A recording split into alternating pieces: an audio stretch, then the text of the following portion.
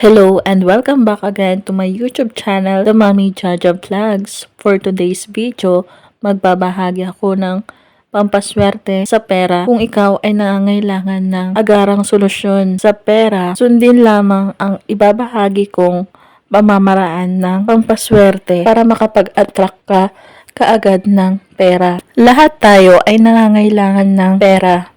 Kahit na anong sipag at tiyaga mo sa pagtatrabaho, kung pakiramdam mo ay kinukulang ka pa rin, maigi na subukan ang pampaswerte na aking ibabahagi kung ikaw ay mahilig sa mga pampaswerte, at kung hindi naman, humanap ka lamang ng video na gusto mo. Napakadali lamang ng pampaswerteng ito. Mangangailangan lang tayo dito ng paper bill, kahit na anong denomination na meron ka dyan, at kailangan dito ng black ball pen.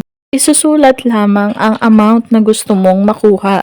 At pagkatapos, pubudburan ito ng cinnamon powder. At saka mo ito tutupiin ngayon ng papalapit sa iyo. At saka mo ngayon ito itatago sa iyong wallet for 15 days.